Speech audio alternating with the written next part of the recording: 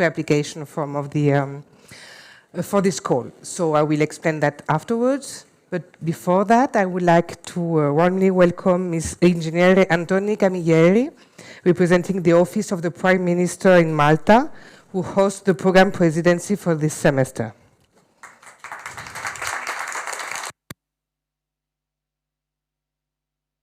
Okay. Ladies and gentlemen, dear colleagues, good morning and a very warm welcome to you all here in Malta. As head of the Maltese National Authority of the Interreg Euromed program, it gives me great pleasure to welcome each and every one of you to this information seminar dedicated to the 5th call for project proposals. Today marks a significant step forward in our collective journey towards fostering cooperation, innovation, and sustainable development in the Mediterranean region. The Interreg Euromed program stands as a beacon of collaboration, bringing together diverse regions and communities to address common challenges and seize shared opportunities. Over the years, we have witnessed the transformative power of this program in enhancing economic, social, and environmental well-being across the Mediterranean. As we embark on this new programming period, we are guided by the vision of a greener, smarter, and more connected Mediterranean. Our focus is on promoting sustainable growth, addressing climate change, and fostering social inclusion. We aim to build a resilient region that can adapt to the evolving global landscape while preserving its unique cultural and natural heritage. The 2021-27 program is designed to respond to the pressing needs of our time. It emphasizes the importance of innovation, digitalization, and the green transition. By supporting projects that drive sustainable development, we are not only addressing current challenges, but also paving the way for future generations to thrive. Collaboration is at the heart of the Interreg Euromed program. It is through the active participation and commitment of all stakeholders, governments, businesses, academia, and civil society that can achieve our goals. I encourage each one of you to seize the opportunities presented by this program, to share your expertise, and to work together towards our common objectives. Malta, with its strategic location and rich history, serves as an ideal host for this gathering. It is a testament to the island's commitment to regional cooperation and sustainable development. And indeed, how appropriate to welcome you here in the Mediterranean Conference Center, known in Maltese as Dar el-Mediterran, which one can translate to Mediterranean House, as we come together as one large Euro-Mediterranean family. As all families go, we share common strengths and also common challenges. As we enjoy favorable weather in our Mediterranean, we are also faced with the adverse effects of climate change. As we pride ourselves on our rich history, we are also faced with the challenge of maintaining sustainable tourism, among several others. As we meet here today, we come together to assess our strengths and work hand in hand in the face of the challenges that have been identified in this call for project proposals: water scarcity and waste reduction and prevention. In view of this, I wish you all a fruitful day ahead, as you will have the opportunity to learn more about this call for project proposals during this morning session, whilst during the afternoon you will be able to share and discuss your ideas and find the relevant project partners to work with. Let us use this platform to exchange ideas, forge new partnerships, and inspire positive change. Together, we can create a brighter future for the Mediterranean region, which reminds me of the African proverb, if you want to go fast, go alone. If you want to go far, let's go together. Thank you, and I wish you all a nice day in Malta, as much as a productive and successful meeting. Thank you very much.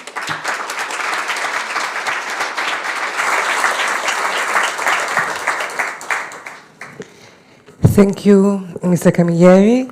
I will now ask Ms. Reka Rojavolji from the DG Regio, from the European Commission, our Program Desk Officer, for a welcome. Thank you.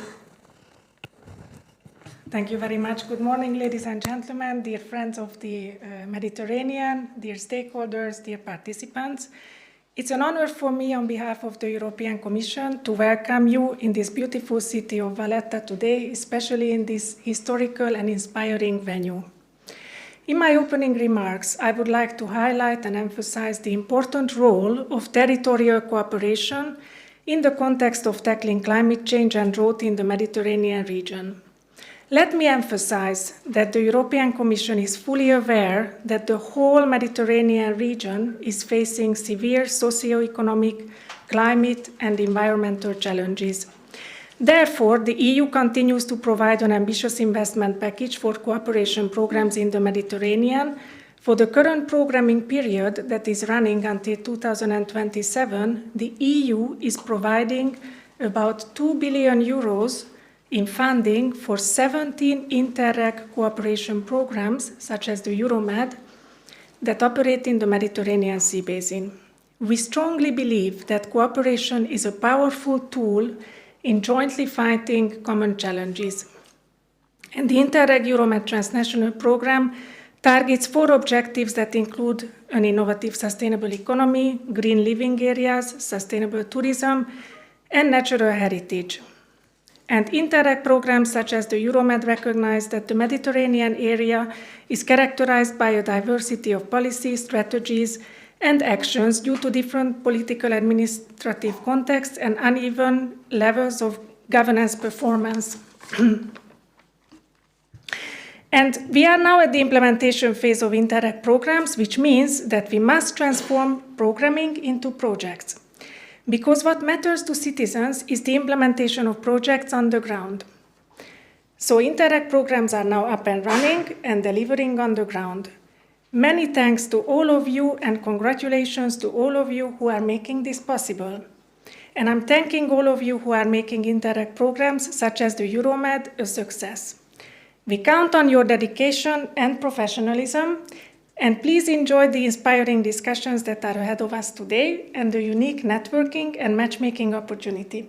With this, thank you very much.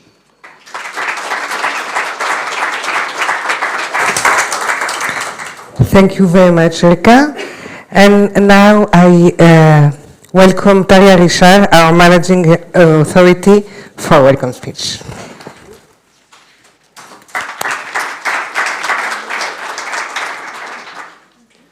So, good morning, colleagues, project operators, partners, member states. Nice to be here in Malta today. It's, as Mr. Camilleri said, a very convenient place to talk about this new call that we're going to launch next week.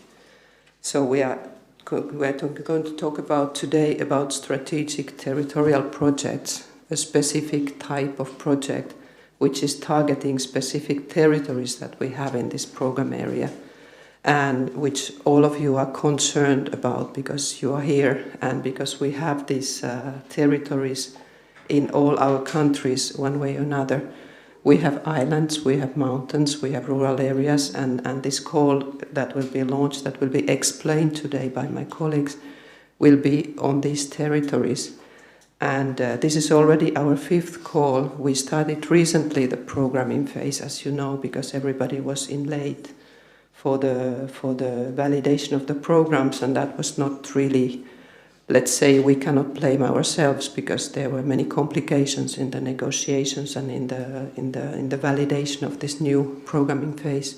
So we started relatively recently, as you know.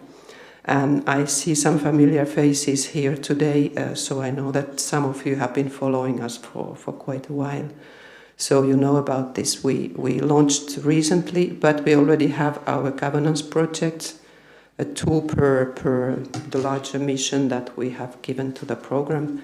And we already have 56 ongoing thematic, let's say, classical type of projects. And we have another thematic call open, and now we are in front of the opening of the strategic territorial projects calls. And this will be relatively, let's say, competitive call, because we will not be able to take so many projects. As you fully know, these projects will be ongoing for quite a while, because they can combine different types of activities as we have set up in this program, study and pilot activities, but also transfer. And I think I need to underline and highlight today the transfer issue, because we need to be, let's say, very concerned about the impact of our action. And I think it's specifically for these type of projects. So what we are really hoping for in the work that will follow together with you and with my colleagues is that you represent, and I'm sure of that, you represent the ideal competency of the partners. We need competent partnerships to deal the water issues, the waste issues in these projects. These will be flagship projects for the program. These will be seen from far, seen from the Commission. We need impact from these projects. This is very important. These are crucial, concrete issues, as you know, for island areas, for mountain areas, for rural areas. We need to think about the transfer, not only what we are using the results for, which is obviously very important within the partnership, but also who else is going to profit from the results that we're making, what kind of larger impact we can make on the visibility of the themes we are dealing with, on the concrete solutions we might be proposing and providing. And let's say we need to sell these results, we need to make them known, and we need to make them used. So basically this is what we are expecting from the projects. It's not a small thing, it's a big deal. It's a big and important part of this programming, these projects. So we are happy that you made the journey to Malta. We are especially happy to be in Malta as well. And in this historical building that, if somebody doesn't know it yet, used to be a hospital hundreds of years ago. And it's a magnificent building, and I think it's also giving a specific atmosphere and feeling of working in this kind of place. So welcome, and let's make a good working day of this opening. Thank you.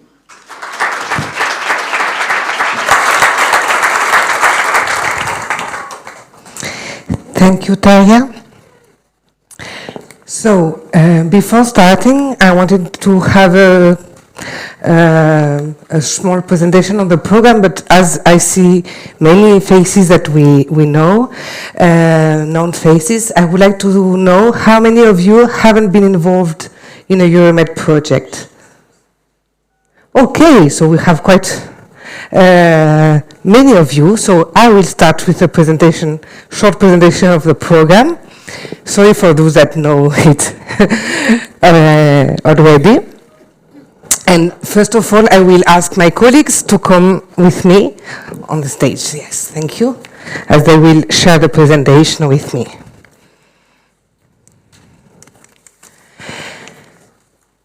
So, the Interreg Euromed program is a transnational Interreg program that brings together partners from 14 countries, 69 regions of the northern shore of the Mediterranean. The total budget of this program is of 294 million euros for this programming period. And we have participating countries that are member states of the European Union, candidate countries, and potential candidate countries. Our ambition is to support the transition towards a neutral and Resilient Society, in line with the European Green Deal, with the Sustainable Development Goals of the United Nations, but also with the Territorial Agenda 2030. And of course, we will do that thanks to the cooperation and coordination of stakeholders all over the Mediterranean, from the northern shore, but also through the association of partners from the southern shore of the Mediterranean. So, contributing to the transition towards a neutral, climate neutral and resilient society is a challenge, of course. And to ensure that, and to ensure concrete and manageable solutions, the program has identified 4 thematic missions. Those missions are strengthening an innovative and sustainable economy, protecting, valorizing the natural environment and heritage, promoting green living areas, and enhancing sustainable tourism. Each mission operates like a portfolio of actions addressing the same thematic issue and enhance the full potential of their results. The missions push the results of each single project beyond their initial ambitions in order to address issues of greater importance for the Mediterranean. The program is embedded in the ERDF framework of the European Territorial Cooperation, so it defines some priorities and specific objectives. We have selected 2 thematic priorities and 1 governance priority in order to reach our overall ambition. So we have the smarter priority, smarter Mediterranean priority, and the greener priority that encompass the issues tackled by the 4 missions. And we have the better governance, Mediterranean governance priority, which forms the backbone for strengthening and amplifying the results of the thematic projects in cooperation and coordination with all other programs, initiatives, strategies, stakeholders in the area in order to enhance the impact of the results of our project on the territory. So we have 4 specific objectives that fit into the 4 missions. And as you can see here, some of them are in different missions, while others are, while some missions have only one specific objective. So depending on the focus, you will choose a mission and a specific objective. To answer to these missions and objectives, we have different types of projects. The thematic projects that contribute to the smarter and greener Mediterranean priorities, and the governance projects that fit the better Mediterranean governance priority. But this time, this call is open only to thematic projects. And in the thematic projects, we have different categories of projects: study, test, transfer, and strategic territorial project. And this call is only targeted to strategic territorial projects. Each project implementing actions to fulfill the selected specific objective contributes to one of the 4 missions that tackle this challenge of greater importance. So this is really, really important to be understood since the beginning, since the drafting of your proposal, and to be taken into account during the implementations of your project, since the thematic project will have to cooperate with the governance project of the mission it belongs to. Those who knows about our program know how long we are working on capitalization and governance aspects in order to enhance our project's impact on the territories. So the program architecture reflects a collective state of mind towards capitalization that needs to serve higher purposes, that is the improvement of the governance in the Mediterranean based on sound evidence that will make a real difference in our territories. So all the reflection around the capitalization process led to one single statement: the need to embed all parties in the loop and see capitalization as a common shared state of mind. And this is really, really important when you start working with our program to take it into account. This is why each type of project and each stakeholder has to play an active role in the program results amplification strategy.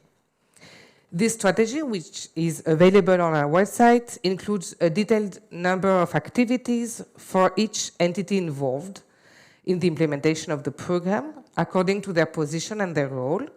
And of course, some actors are more involved than others in the implementation of the strategy, like the governance projects that are at the very heart of it.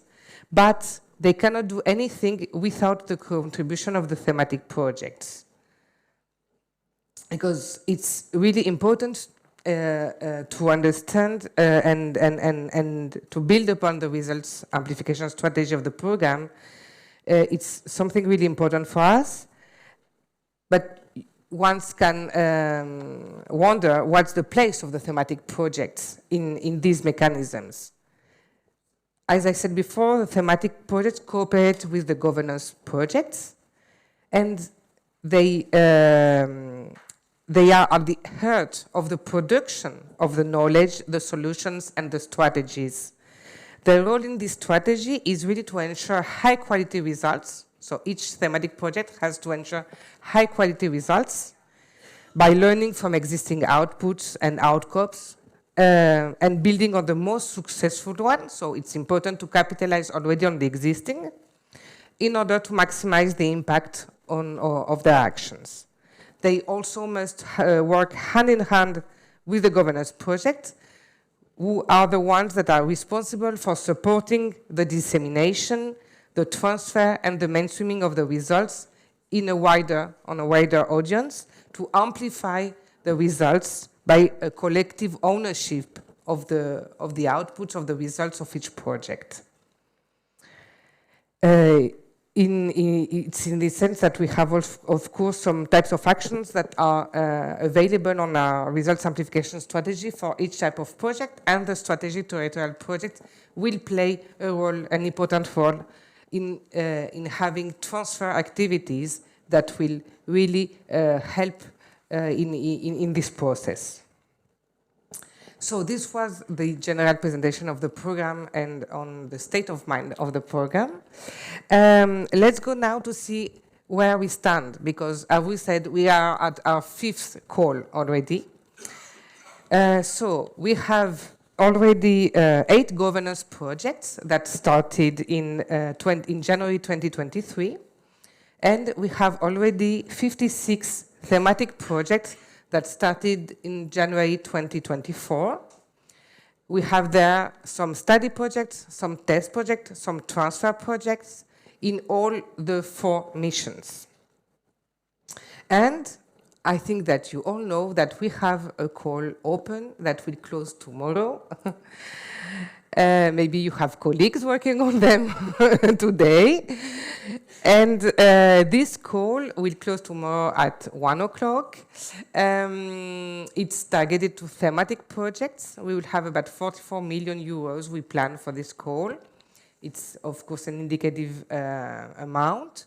Those projects should start in spring 2025. Of course, this will depend on the number of applications we will receive and the time we need to assess them. All 4 missions are concerned.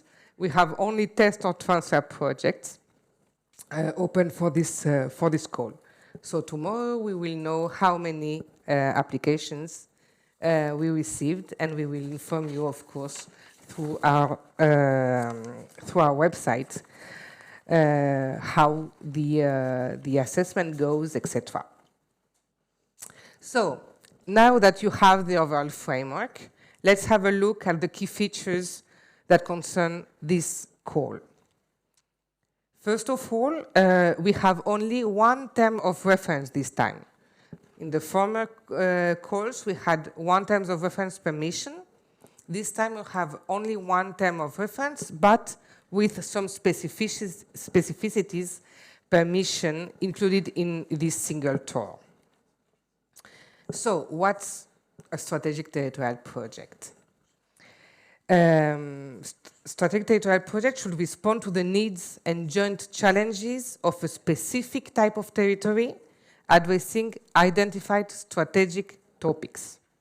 So they primarily produce a territorial impact based on involving all relevant stakeholders to trigger tailor-made solutions. This is really the key word in this call, is tailor-made, area-made solutions or strategies in line with the territory and the topic chosen. Those solutions and strategies, they should be adapted for the targeted type of territory and be able to influence national, regional, local policies by developing, studying, testing, and transferring jointly developed solutions or strategies. So those projects, they should generate a direct impact on policies by developing new area-tailored strategic solutions or strategies, and they should integrate partners with direct competence in the field tackled in order to build and implement solutions at the local level, and in order to transfer those solutions or strategies to other structures, organisms, stakeholders, networks operating in the territories, in territories with the same characteristics within the program area, but also beyond, for the whole Mediterranean, for example.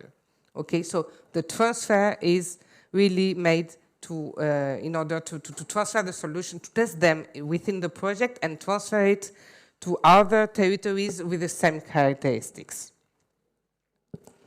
So for this purpose, strategic territorial project should combine conducting studies, testing solutions, and transferring results. All three levels of activities that the program is financing. So the project will have at least three work packages interlinked in the full application form: study, test, and transfer. So what are those topics we focus on? Based on the program documents, on literature, on regulations, on directives, on consultations towards stakeholders and experts, the program decided to focus this call on two topics: water scarcity and waste prevention and reduction. Be careful, it's water scarcity, it's just water or water management, it's water scarcity. For the waste, it's the same, it's just not just waste management, it's waste prevention and reduction. So it's more focused. And on the three territories: rural areas, mountain areas, and islands, because we really would like to stress area tailor-made solutions for those type of territories which are really important for the Mediterranean and have specific issues in terms of water scarcity and waste prevention and reduction. So this means that each project shall selected for this call must first contribute to tackle one topic, either water scarcity or waste prevention and reduction, not both. This will be assessed since the pre-application phase. Then they should address one type of territory, islands, or rural areas, or mountain areas. In some cases, you can also combine rural and mountain areas.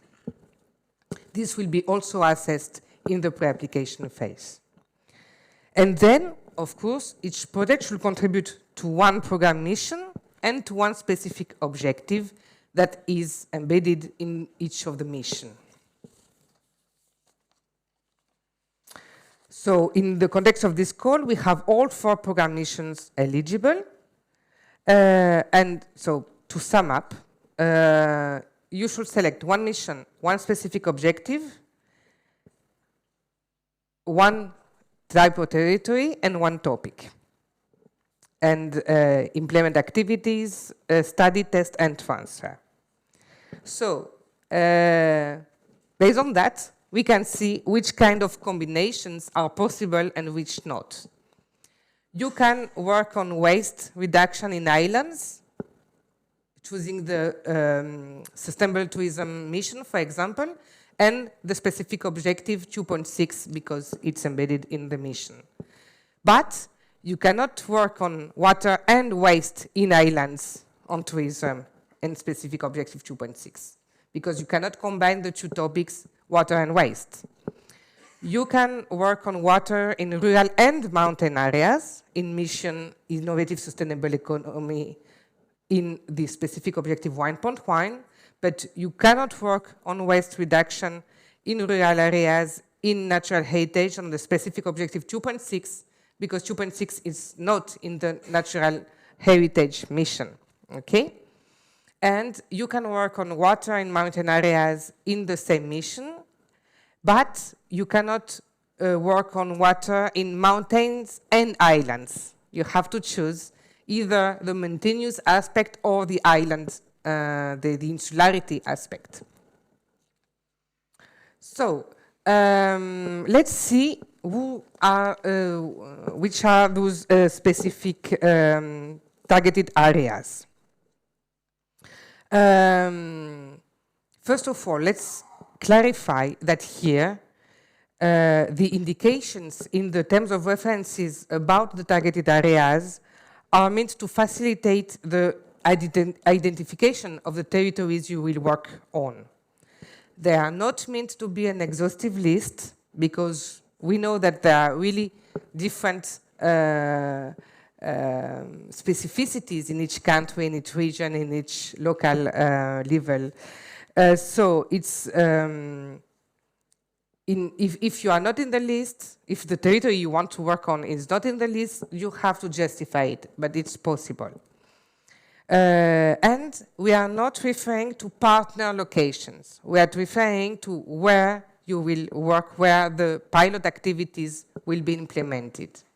So the partner can, for example, be in a city, but if the activities are in in some rural areas that are identified, it's possible. Or so what is important is the scope of the intervention, the insular aspect, the rural aspect, the mountainous aspect. We know also that some territories can fit into different categories. So here you have to justify it, to justify which aspect you are choosing depending on the topic of the project. For example, you can have a rural area on a mountainous island. And in that case, it will qualify for all three categories. So the territorial identification should be justified according to the chosen topic. If you are dealing about the insularity aspect, you will choose the island area. If you are the challenge is linked to the mountainous aspect, then you will go to the mountains. Okay? So, an island. We took the definition from Eurostat. So, in this call, and I specified it's in this call, maybe we can have other definitions, but for this call, we took this definition, which is an island qualifies if it's at a minimum distance of 1 kilometer to the mainland, with no fixed link, so no bridge, for example, and with a population of more than 50 inhabitants.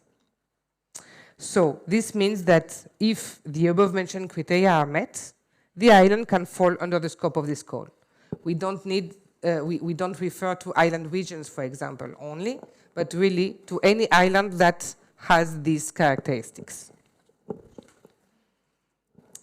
So, according to their approach, project can either target rural or mountain specificities, or both.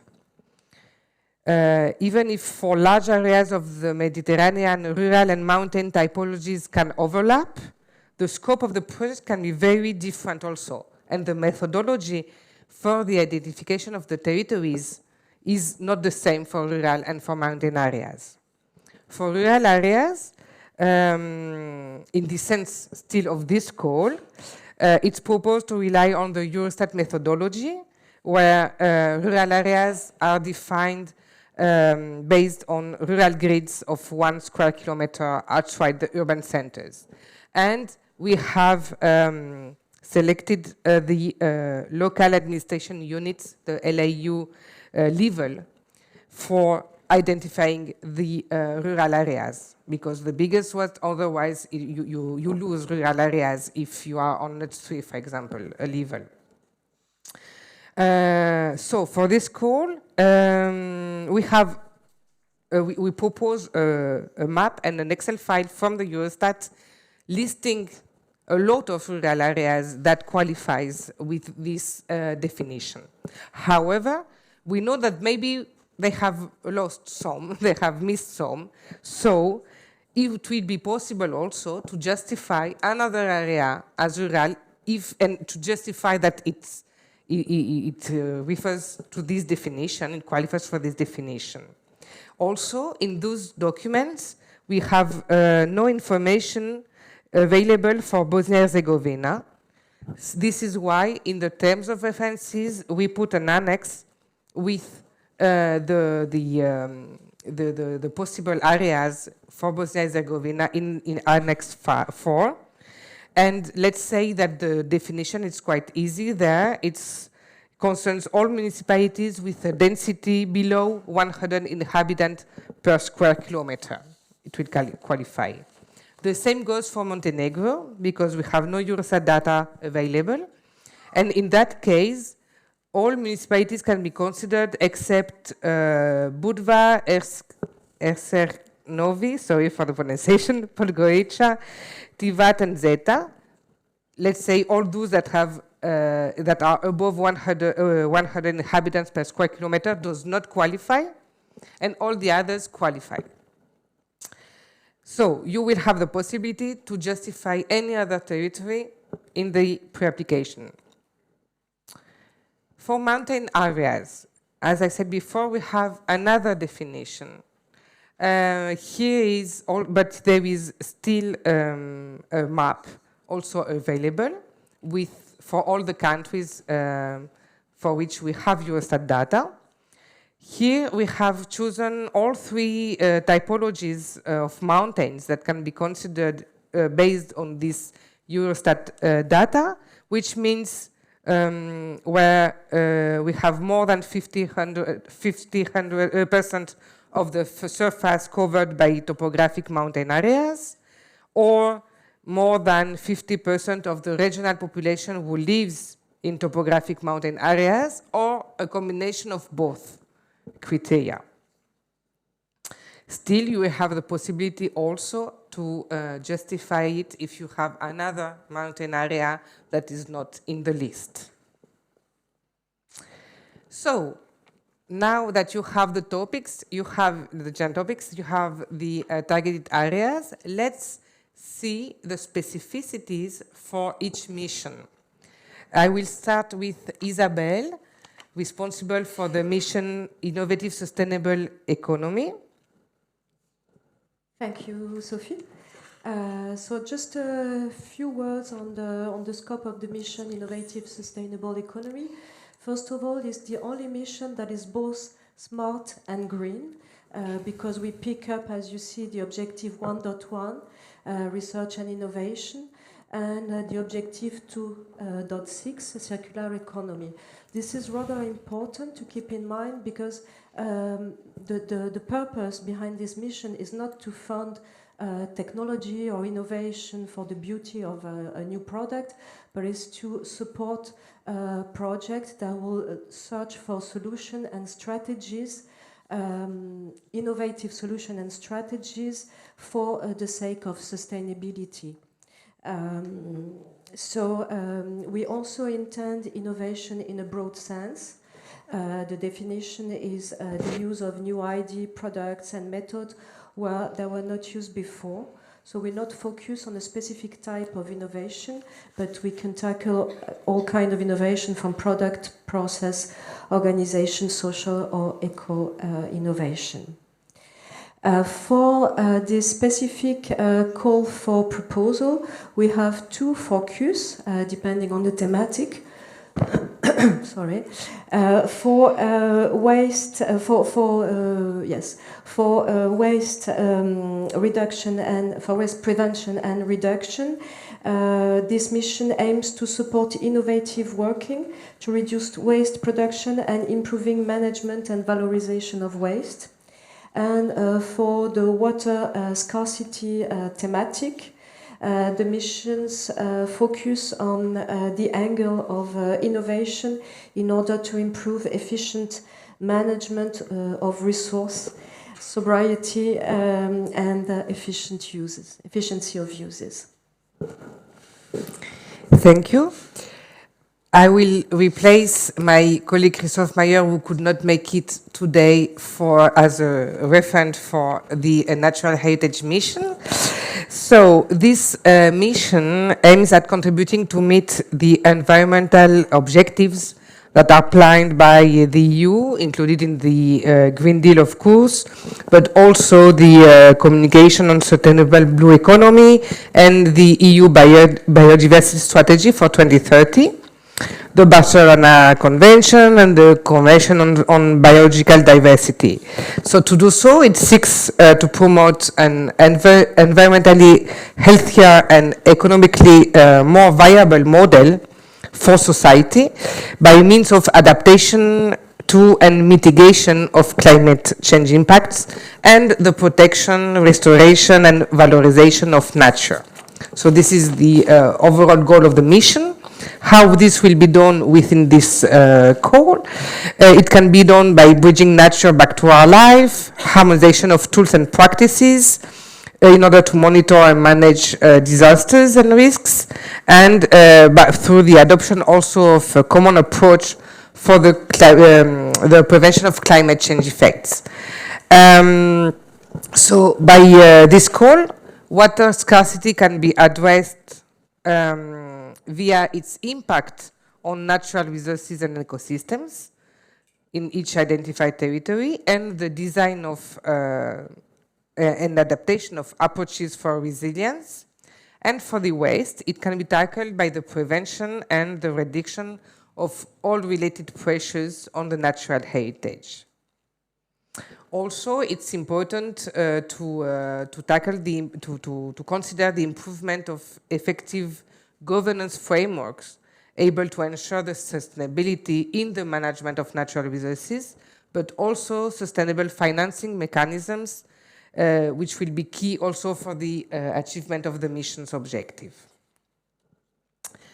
So let's go now to green living areas with Judith.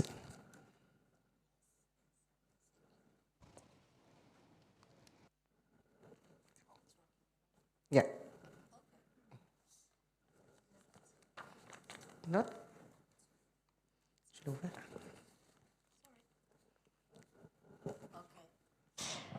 So for the mission Green Living Area, so basically the aim at this mission is to seek a holistic and transdisciplinary approach to promoting stakeholders, citizen and community engagement to act as a transformative power, to create a new governance, to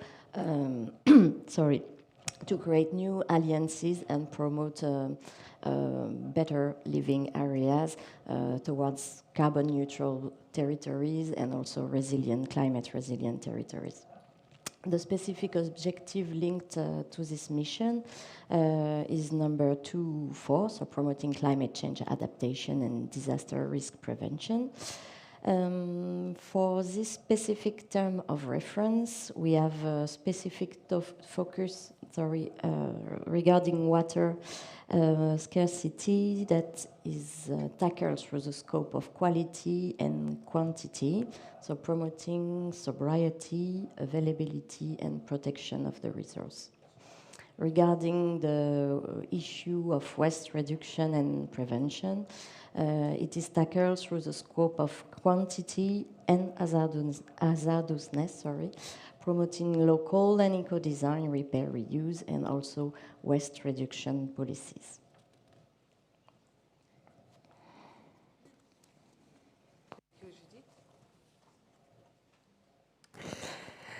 So let's go now to sustainable tourism with Axel, please.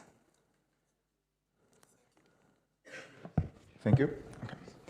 So the main objective of this mission is to reinforce and promote sustainability in the tourism sector through ensuring the protection and valorization of the natural and cultural heritage in destinations, and overcoming the heavy impacts of climate change and mass tourism in Mediterranean destinations, both inland and the coastal areas. To achieve this mission addresses the topic of sustainable tourism as a transversal issue by fostering smart tourism, by promoting innovative solutions and enhancing research, also supporting climate change adaptation of tourist destinations, fostering the implementation of circular practices in the tourism business sector, and also promoting the preservation of natural resources and the reduction of pollution. So as you can see, it's a very transversal mission that therefore it covers all the specific objectives that are covered by the other missions of the program. So it's the only one in which, when you are doing your application, you can choose whichever of the available smart and greener Mediterranean specific objectives. For the main topics of this mission, of this call, we are looking for projects that tackle the issue of water scarcity caused by tourist pressure on islands or in rural and or mountainous areas, or projects that tackle the management and reduction of the waste generated by tourists and tourist businesses in those same areas. For example, with the smart management and prevention of waste in tourism facilities. Thank you very much. Thank you. Yes. Also, what is important to specify here is that in the terms of references, you will see that we have put some indicative examples in each specific objective. Take them as examples. It's not that we want you to focus on those ones. It's just an illustration on how to apply what we said, how to choose one topic, one territory, one specific objective, one mission. So it's just examples, okay? This doesn't mean that we want for sure a project on those topics. Maybe you have greater ideas than that, or something that is much more interesting to tackle. So this is important. Otherwise, we will have a lot of applications on the same topic, which is not the aim.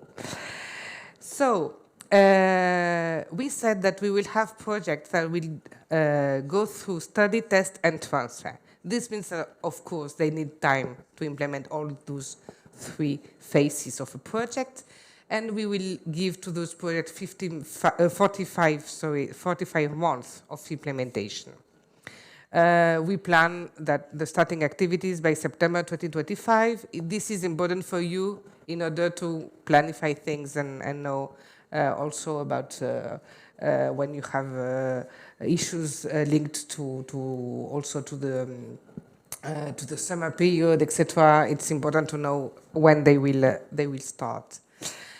And about the budget, we will have an overall budget for this call, indicative budget of 35 million euros, and each project should not go above 4 million euros. So it's maximum 4 million euros per project. So this means that if with some mathematics, it's quite simply, we will have about 8 to 10 projects. We expect to have 8 to 10 projects approved. So this is a small call for sure, but because we want strategic flagship projects, so few of them. There is no limit that we have set per mission, topic, or territory. We'll get the best scores, but ensure also that we will have projects in each of the missions, of course. So, do you have questions? Because we spoke a lot already, I specifically. Do you have questions until now on what has been already presented? Because We will have also other aspects presented on the application, on etc. So on the partnership also, on key issues. So for the moment, questions if you have on the first part we presented. Yes, please.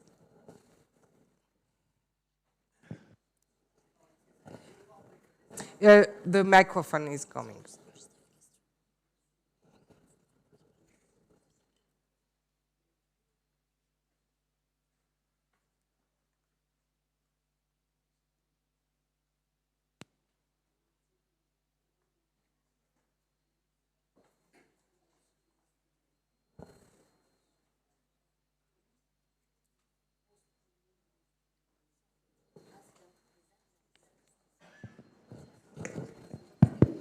If you can present yourself, please.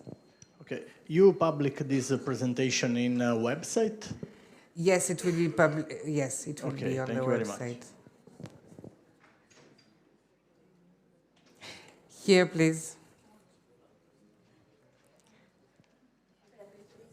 Introduce yourself before your question. Thank you.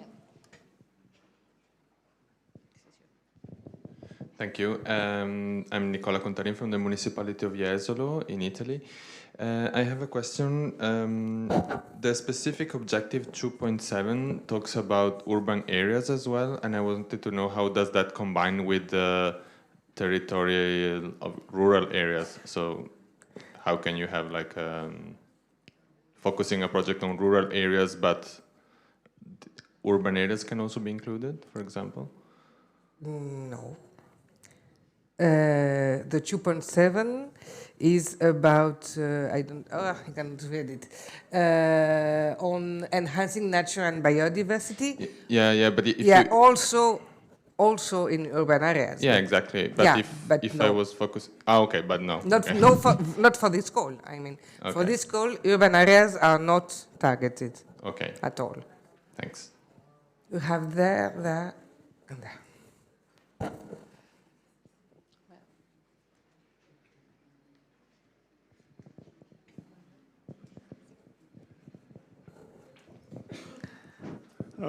Thank you. I'm Yorgos Stefanidis from the University of Patras. Just a little clarification. In the beginning, we saw that the one element about water is for the cases that result from climate change. That's what it says. Mm-hmm. So if there is, let's say, I'll pick the example of the colleague towards the end, who was talking about tourism problems. In tourist areas, we have waste problems, water problems. But very often, these are not really the problem of climate change. Really, they are problems of man-made actions, man actions. So, yeah, I mean, if you like, we can say it is exacerbated by the climate change. Obviously it is, but the real reason is not that. So it's okay, but I don't know, is that, if you could clarify this a little bit, it would be helpful.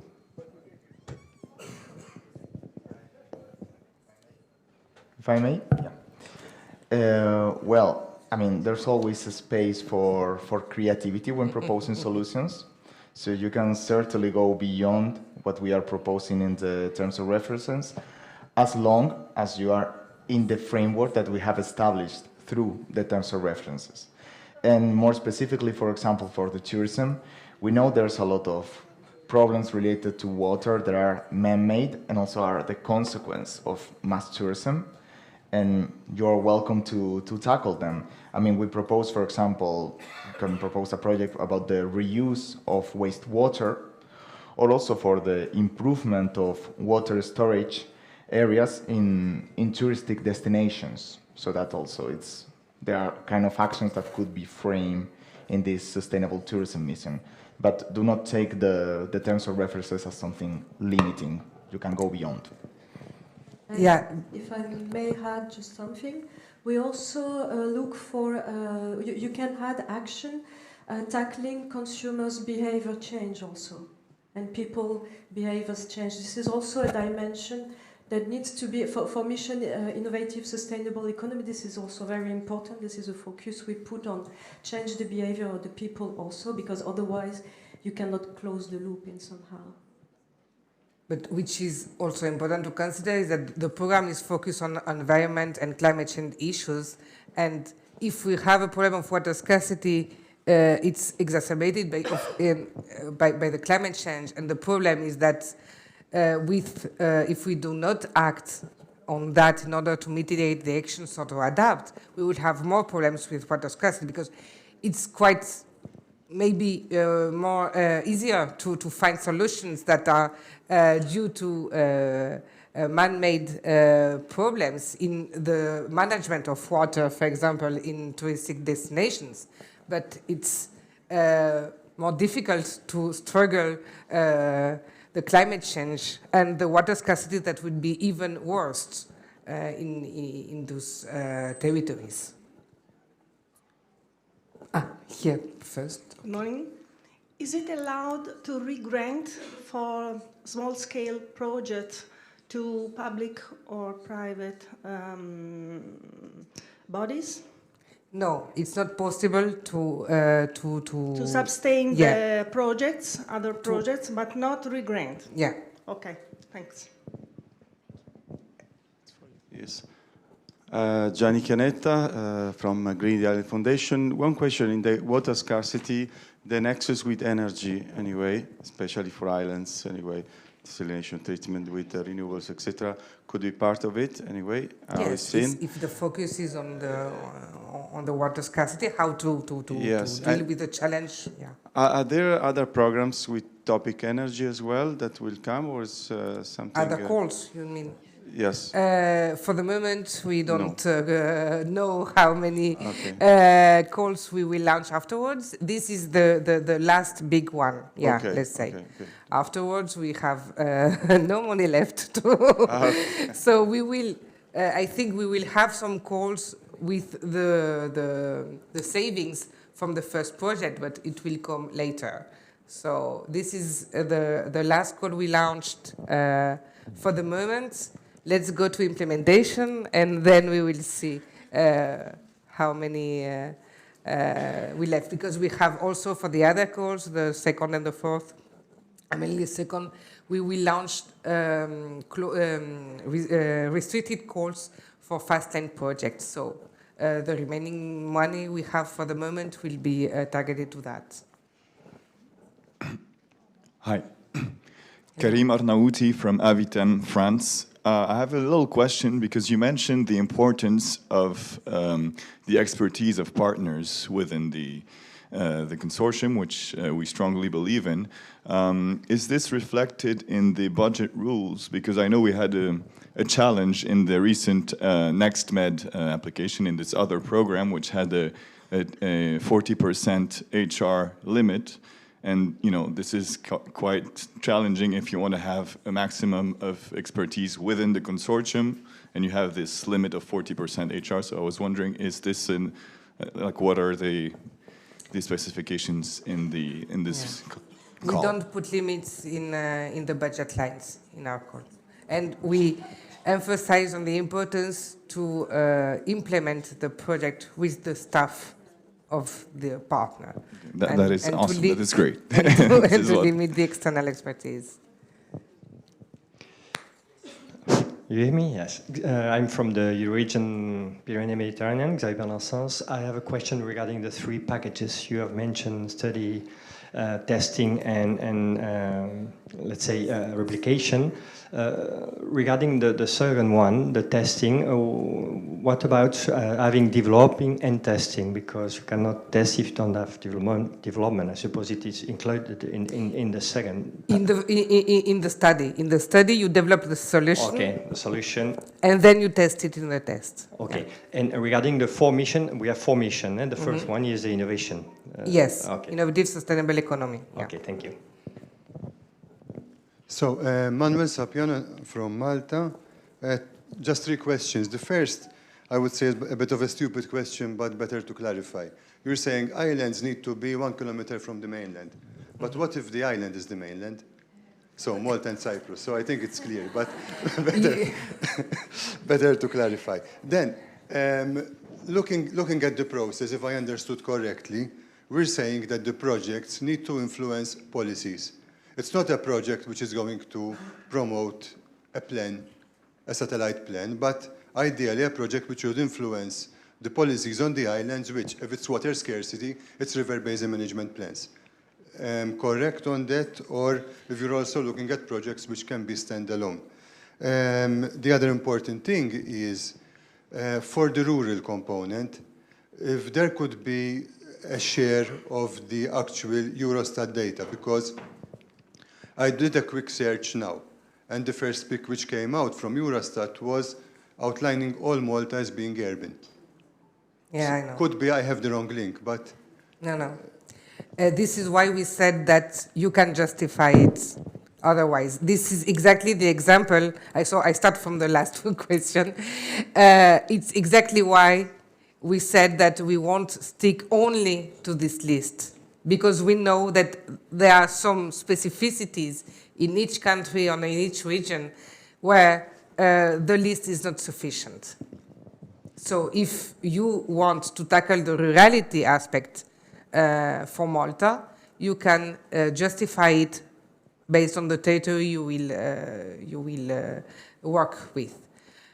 Second, yes, Malta is an island, so it qualifies as an island, like Cyprus, of course, and like big islands like Sicily, Corsica, Crete, etc.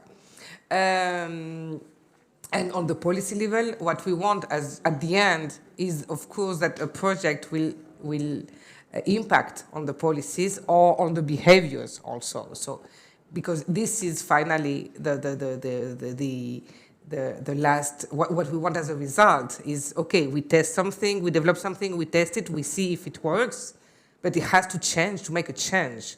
So the change is there in the policy. Okay. Yes. Ready, okay. Barbara Sarnari, SVMed. I would like to better understand the difference between mission 2 and 3. Because when we talk about water management, but also waste management, but in particular water management, the multi-effect of some strategy obviously are impacting also, for example, on biodiversity or on groundwater, so mission 2. But also mission 3, that also the example that you supplied and delivered on the term of reference are very specific and not so open, I mean, to interpretation. So also this, you said that is just an example, but I mean, leaks are very specific problems. So I mean, I would like to understand a little better the difference between the two missions, and if the partnership or the final output objective is it can make the difference to understanding which mission we can contribute. Because it is important to better, build now or the final impact or the partnership, if it can make the difference, if we are working in one or in the other mission. You have something?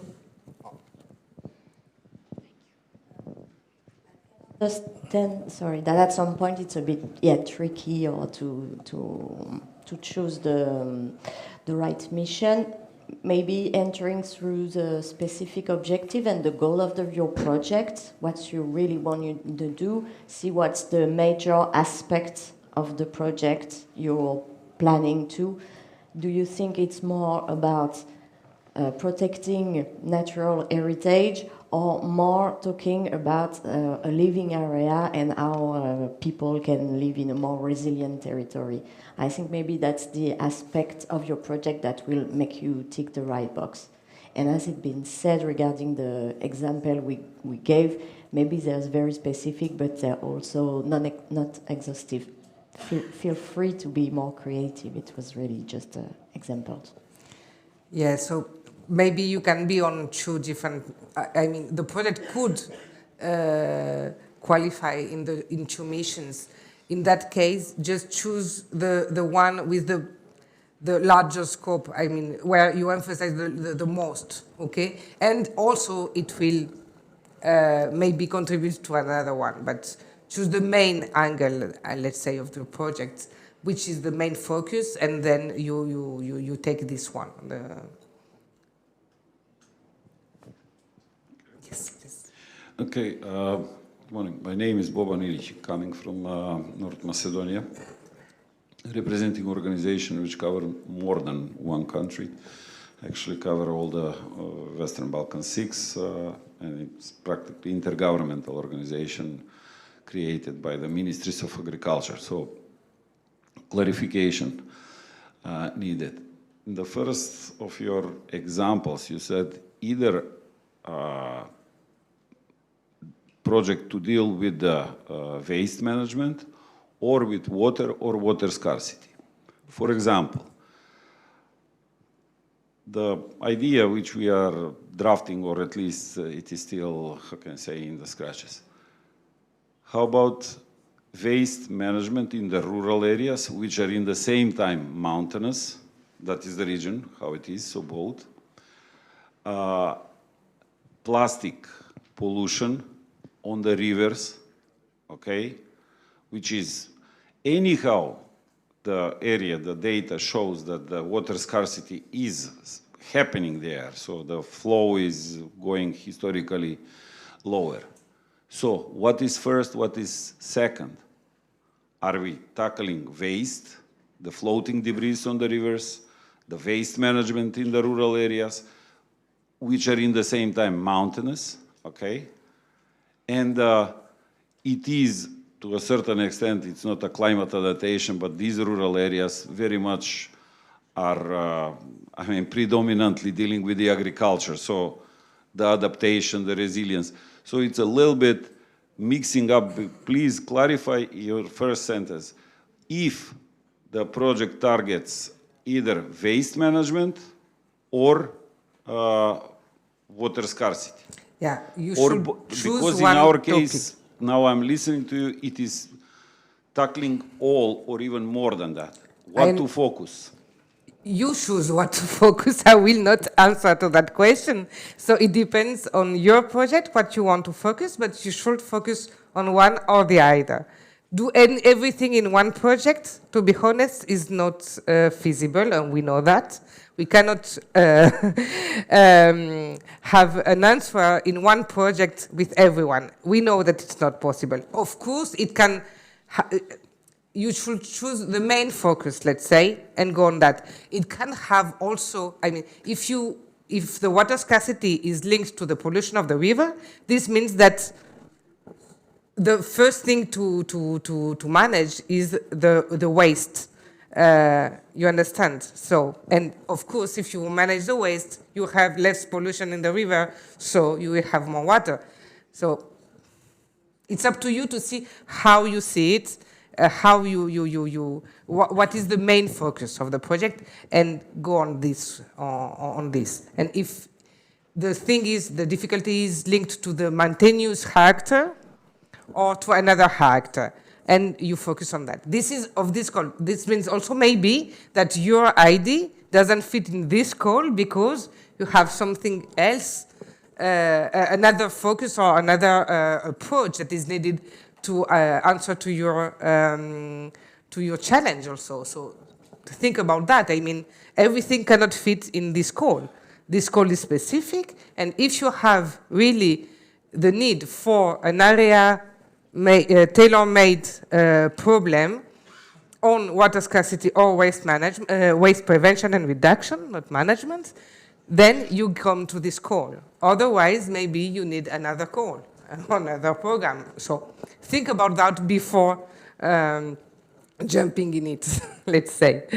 So I think that for the moment, for the questions, we don't have other questions on this topic. Okay, let's go to the rest of the presentation, and of course, if you have other questions that came up, we will have other rounds of questions. Let's go back to the presentation, the partnership. So, Judith, please. Yeah, okay, so, this one. Okay. Yes, so we're gonna get a bit deeper into how you're gonna answer that call, how you're gonna build up your proposal, and so we're gonna start with the partnership, a very important component. Sorry, of your answer. So, what is expected as a partnership? So. We have some requirements. So, for instance, as a minimum, a partner must be based in 5 different countries within the 69 regions composing the Interreg Euromed cooperation area. Among these 5 partners, or partners coming from different countries, at least 2 partners must come from an EU region of the program cooperation area. So that means we are open to partners coming, for instance, from Paris or so, but they should not be alone, and we should at least have some partners coming from the cooperation area. The lead partners must be a public body or a body governed by public law. IPA countries, public partners from IPA countries are welcome now to be lead partners. And private institutions from this IPA country must be non-profit. Please refer to the terms of reference for all details. For the specific call, we are expecting a total of 10 to 12 partners. Which should be a maximum as well, because then it becomes complicated to work properly, even on such complicated issues. Okay, so what are the eligible types of partners? So we gave you, and you can see there, a list among which you can find all local public authorities, national public authorities, sectoral agencies, and so on, most of which are already eligible partners from all our call, but we have, of course, some specificities because of this call number 5 and its topics and its focus as strategic territorial projects. So we really need and want to see partners that have some competencies, direct competency on the field tackle, including institutional partners, so that we'll be able at some point to implement the plans and strategy that will have been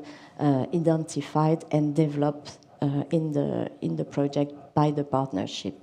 So you're very welcome to have some I would say specialists that would be universities, for instance, that are not absolutely based on the territory where the solution will be implemented, but the local authorities, agencies, and so on that will deal with the problem in the end should be also there to implement the activities.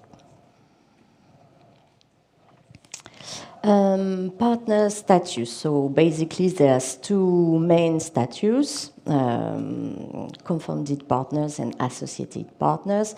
In the confounded partners you find also the lead partners, of course. So basically the confounded partners are the ones that will have contractual links first in between the partnerships and also with us, with the managing authority.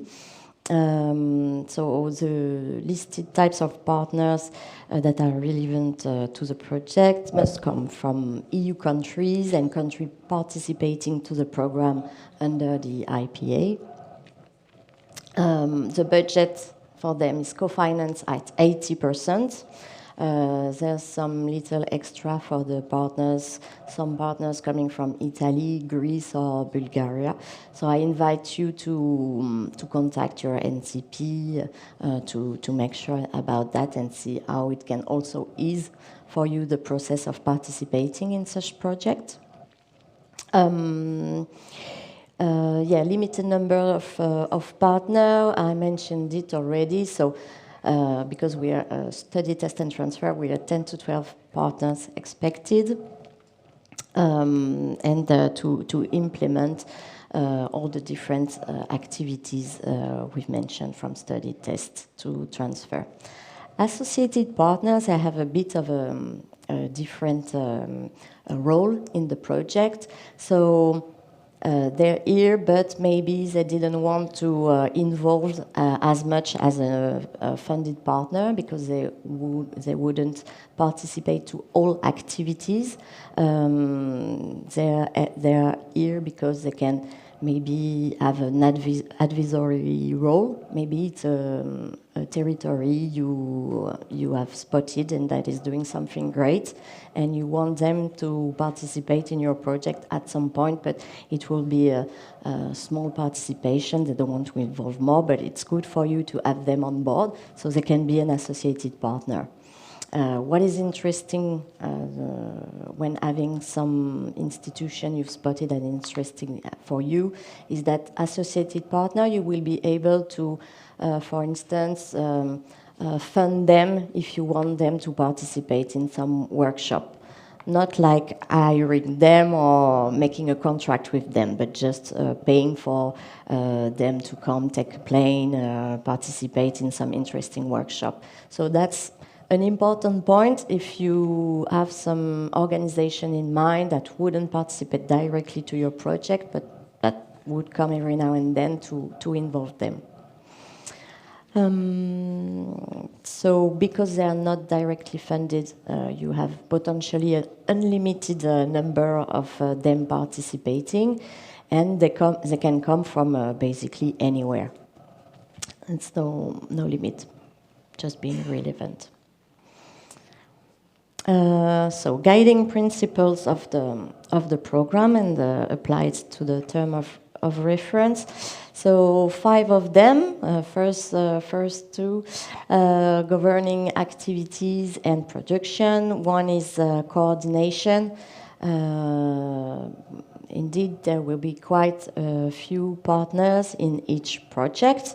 And you have to work all together, coming from different countries, not always knowing one another, maybe having different working culture because of where you come from. But that can be geographical, but also because of the type of organization you are.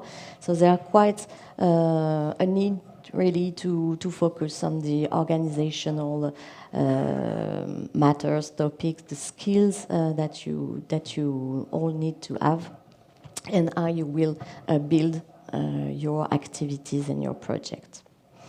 Second important principle is transnationality. That's been said in the introductory speeches. It's a really important focus of the program.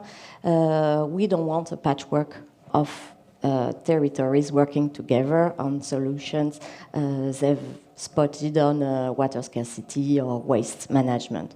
You're there in each consortium to work together to build up collectively solutions and action plans to implement, having common methodology and working on that for the benefit of each territory, but also collectively. Please have that in mind.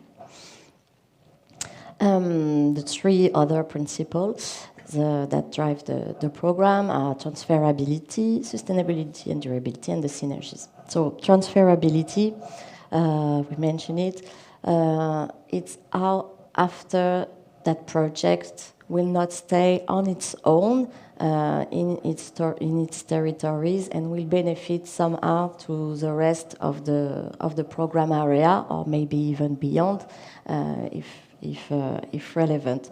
So that's why we need you, and you need to show us in your application form how you have in mind, how you imagine this replicability and how the results you've reached can go further.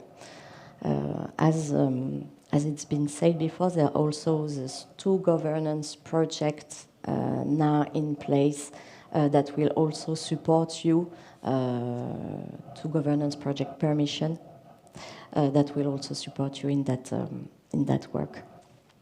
Sustainability and durability, we are there more talking about the question also of your project is somehow maybe a starting point or a cornerstone of a longer story of you tackling the issue on water scarcity or waste management. So in that respect also the communication is an important aspect. Last but not least, synergies also is an important aspect. So we are there thinking about the synergy between the project, complementarity, and how the quality can be increased for a greater impact. So there as well you will be supported, and you can have in mind also all the work you can do with the governance project. Talking about that also leads us to some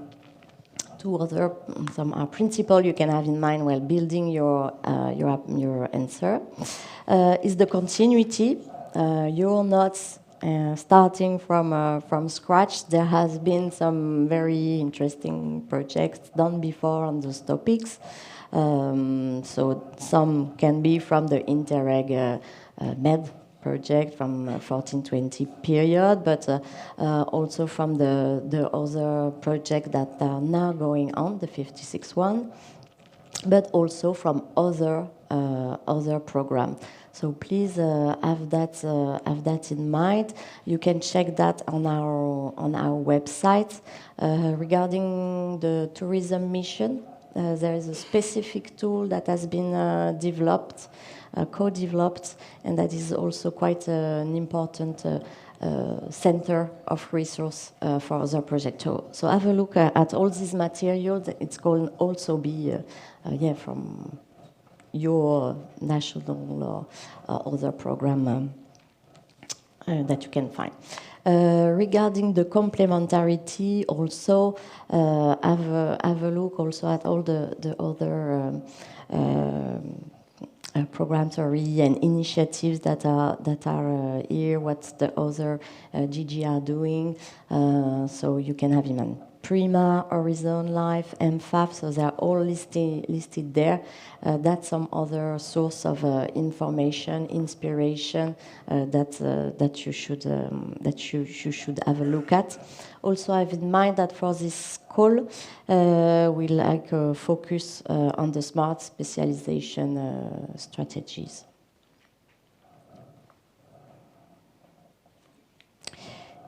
Is there some questions at this? Yeah, on the back over there.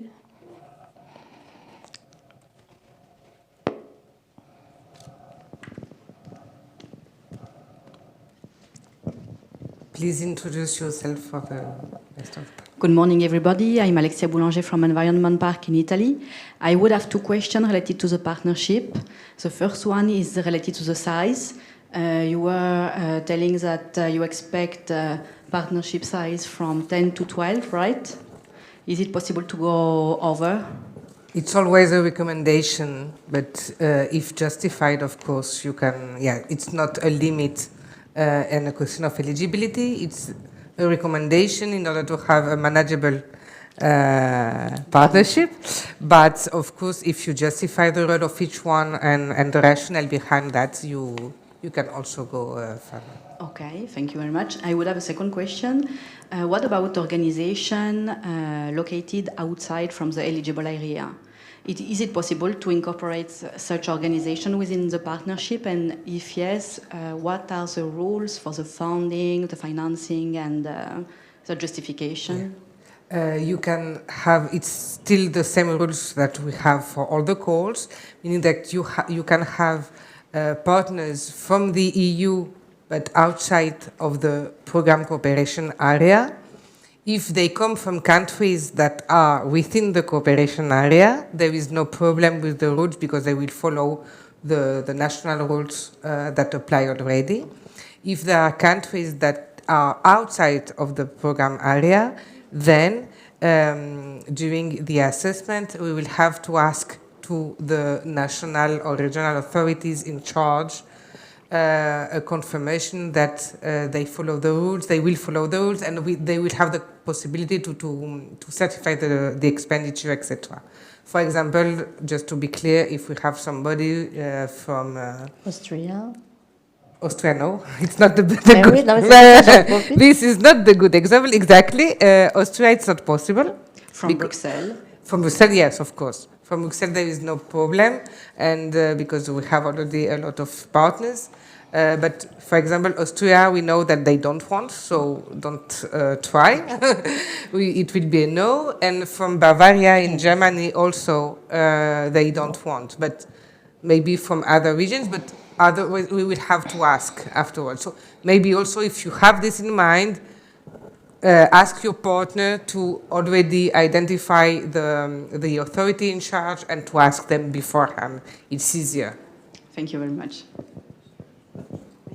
Thank you.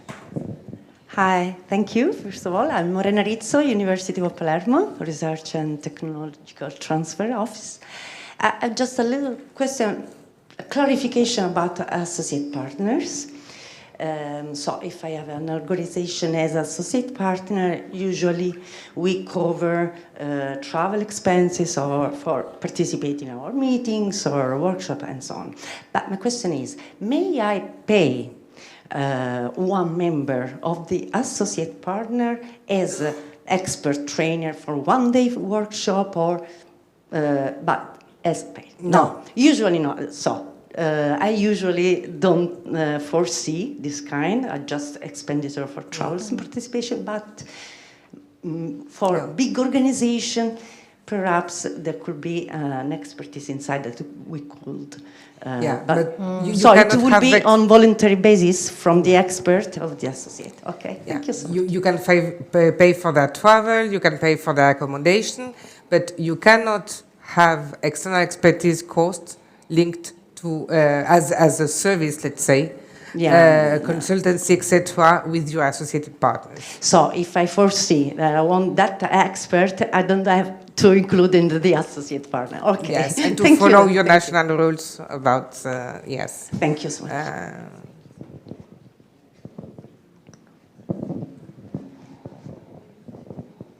Hello, my name is Tanja Kremenic from the University of Insubria in Italy.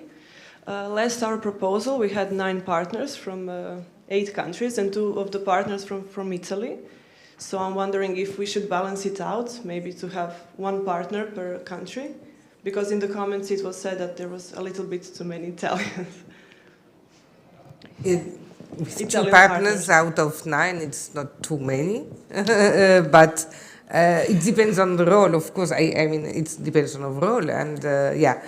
You should ensure a balance geographically and with in the budget also, but you can also have 2 partners from the same country. Okay. Yes, in general it's up to more than 3 that we start saying that maybe it's a little bit too much and not well weighted, let's say, and balanced, but it depends on the roles also. Thank you. Okay. So let's go further. Okay.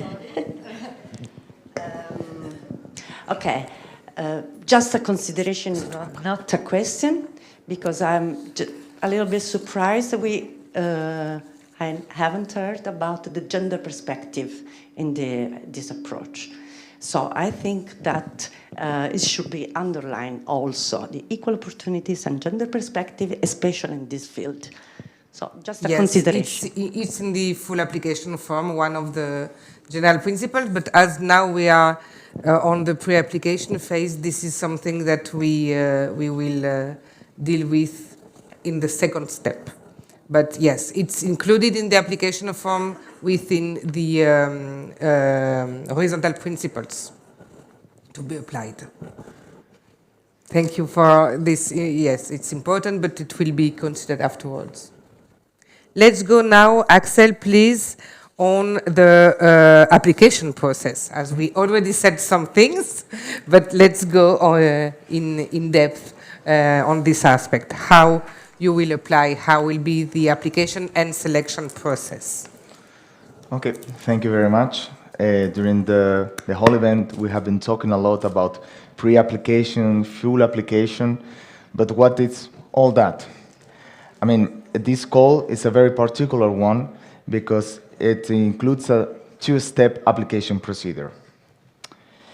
This means that there are, let's say, two stages when you are presenting your application form. First, there's a pre-application form. I mean, some of you already know the application form that is on the system.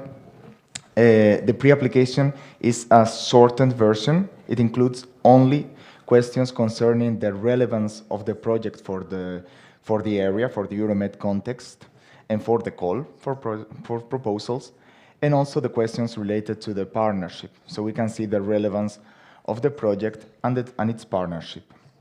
So you submit this shortened version of the application form, this pre-application, and then over this list of pre-applications, we will make with a selection that will be approved by the monitoring committee of the program in December 2024. Those projects whose pre-application have been selected will be invited for a feedback interview where we will talk together about their application. And then we will open the full application phase in which those selected projects will have the opportunity to fill the full application form of the project. So this means that there will be two evaluations of the project. There will be a full evaluation with an eligibility check and a quality check for the pre-application. And there will be another full evaluation with the eligibility check and quality check for the full entire application. So we expect to have the final list of projects approved in June 2025 by the monitoring committee of the program. The application is 100% dematerialized. It's done through our system, GEMS, that you can access from the web page, GEMS Interreg Euromed.eu.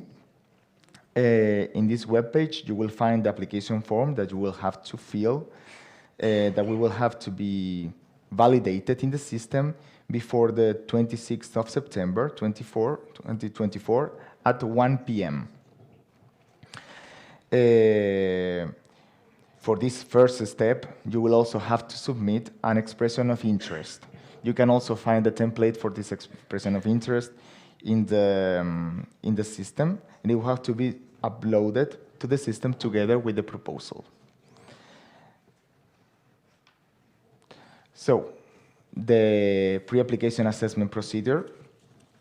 So, once you have submitted your pre-application form, there will be a first administrative and eligibility check based on the criteria expressed in the terms of reference of this call for proposals. In the Annex 1, you can find the list of those administrative and eligibility criteria. So we will check this list of points, and you will have to fulfill all of them. If one of them is not fulfilled, the proposal will be out. And then, with those projects who have passed this administrative and eligibility check, there will be a quality assessment that is also based on criteria that you can find in the Annex 2 of the terms of references. Those criteria are based on what I was expressing before about the pre-application. They are based on the relevance of your project in the frame of the Euromed program and also in the partnership relevance. Each of those criteria has some points assigned to them. So in total, during the pre-application form, you can arrive to a maximum of 10 points.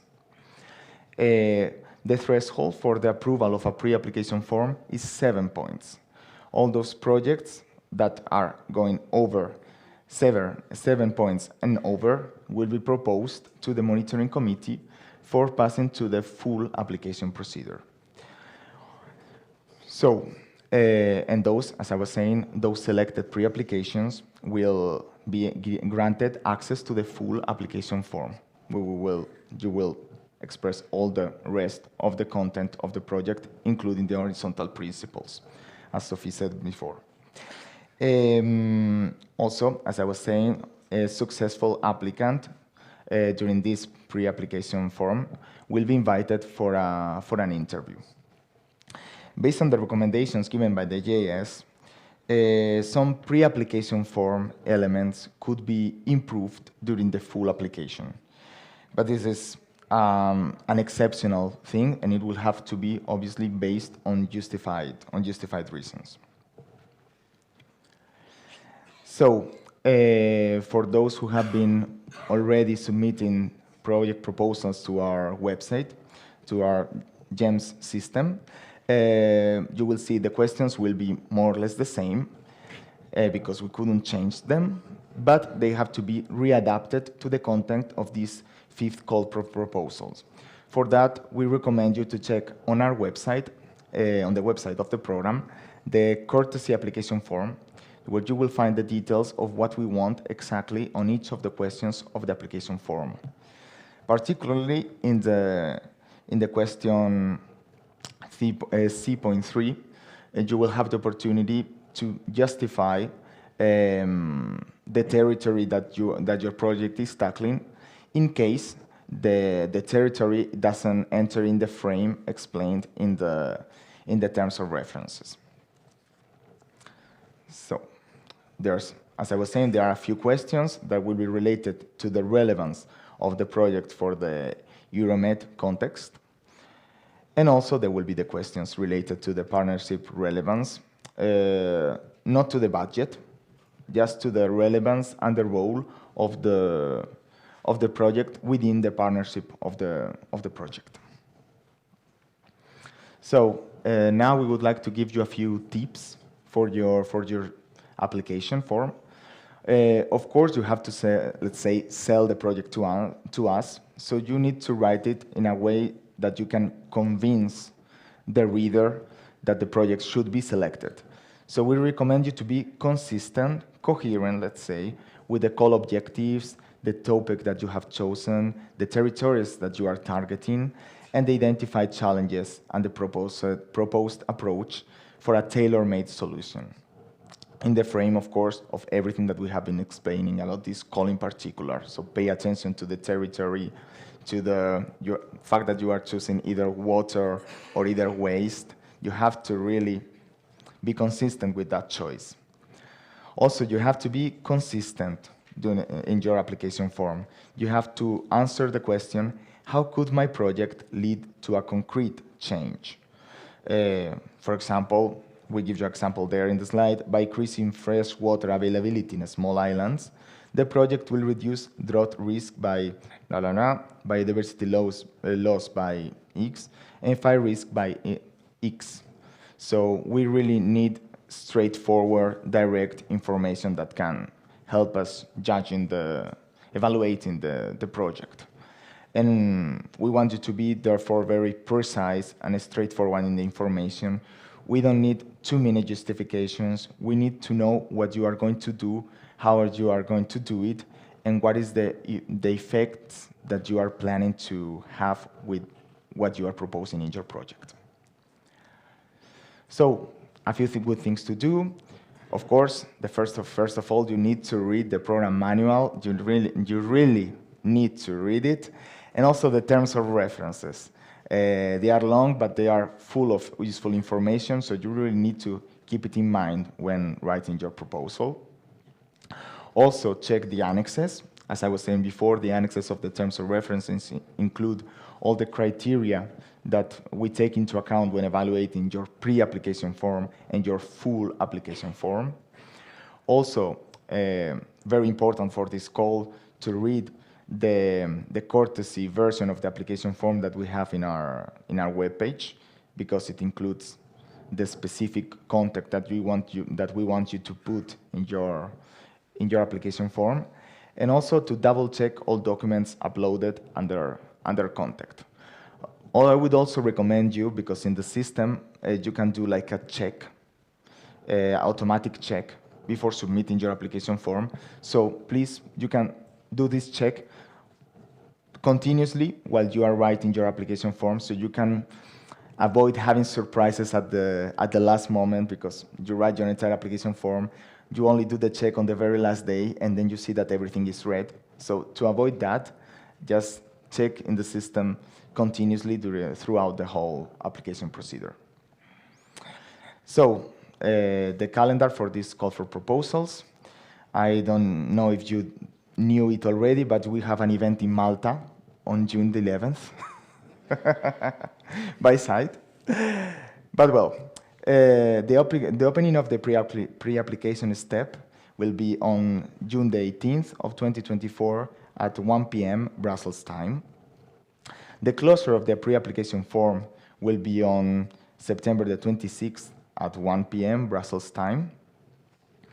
Then you will have to, the system, only after the submission of your proposal, will allow you to add attachments. So in that point, you will attach the expression of interest. And then from between October and November 2024, we will evaluate your pre-applications. And we expect that the preselection of the accepted proposals will arrive on the first week of December.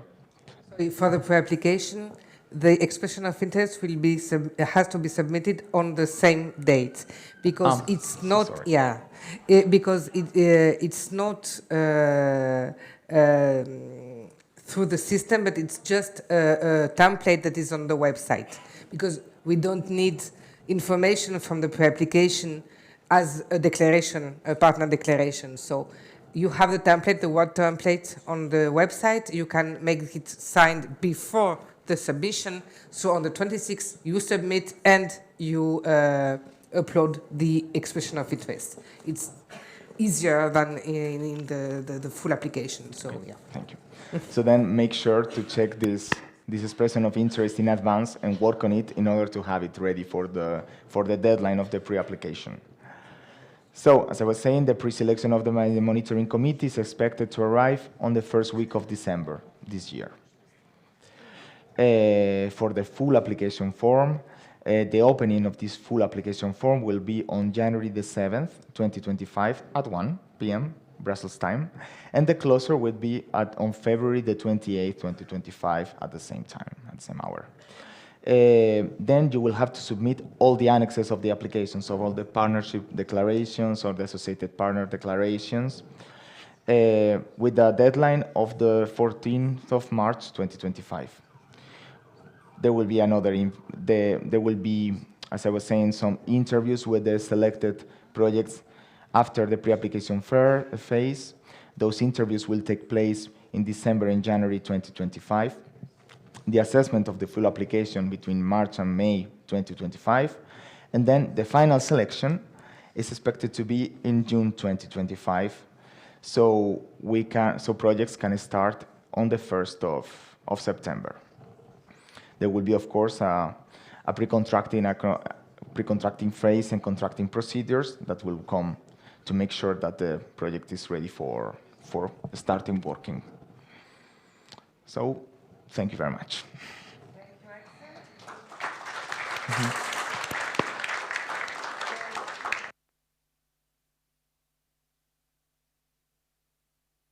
So Isabel now will explain you how to prepare, what are the tools to prepare and submit your application.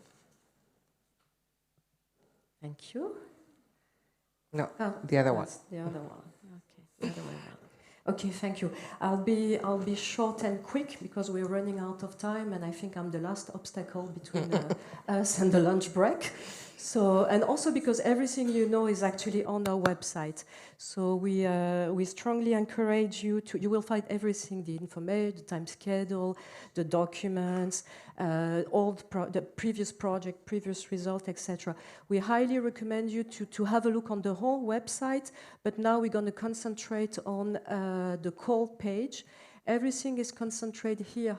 You have here on the Get Involved section all the calls, so you can enter in the different calls. You have the material, the recording, of course, the call for tenders, the courtesy application form, and so on. So, it's also advised to have a look on the previous call and the previous result we had and the project we have selected.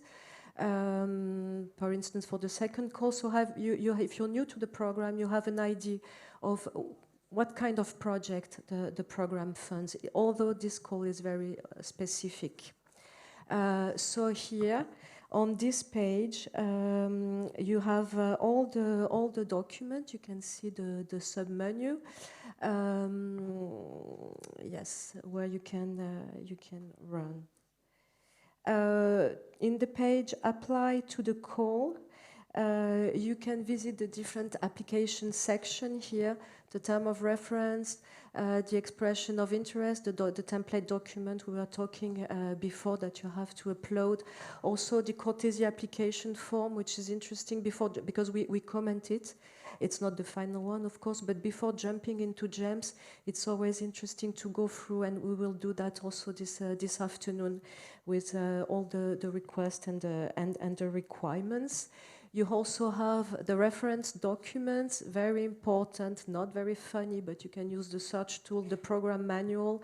It's important before issuing the project actually to know where you put the fit in.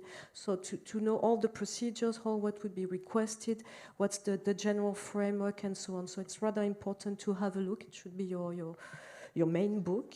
On top of the terms of reference, you have also here a page on yes, that was I was asking on the different. You can enter directly on the different in the different documents. These are this is the dedicated page to the reference document. Another important page is the national regulatory page and the contact page also. So here you can have a look on all the regulation applying in your country. But if you want to talk to someone, first of all, and talk in your own national language, you are very much encouraged to contact your national contact points, where you can find the details also in the website. We also, another important thing is the search for partners. So we provide you, especially for this call, we provide you with a forum where you can just put your request or have a look on the request by other partners that have been posted. It is organized by missions. It is a tool, among other. You can also have proactive